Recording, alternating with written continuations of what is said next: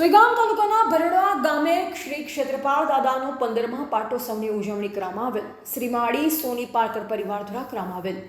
સુઈગામ તાલુકાના ભરડા ગામમાં આવેલ મંદિરે ક્ષેત્રપાળ દાદાના 15મા પાટોત્સવની ઉજવણી કરવામાં આવેલ. સવારે પ્રારંભ કરેલ દાદાના ઉજવણીમાં સ્વર્ગીય મોતીલાલ જીવરામ પરિવાર જેલાણાવાડા તરફથી મહાયજ્ઞ અને ભોજન પ્રસાદના દાતા તરીકે મોટો ફાળો આપેલ.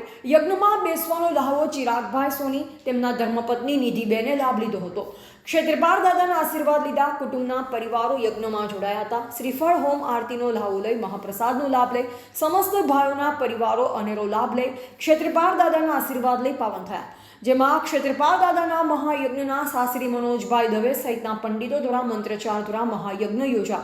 પાટોત્સવમાં સમસ્ત પારકર પરિવાર દ્વારા યોજાવ. 15 વર્ષથી દર વર્ષે પરિવાર એકઠો થઈ દાદાના પાટોત્સવ દ્વારા દાદાને રીઝવવા રાજી કરવા દાદાના આશીર્વાદ મેળવી અનેરો ઉત્સાહ સાથે આનંદ પ્રાપ્ત કરેલ.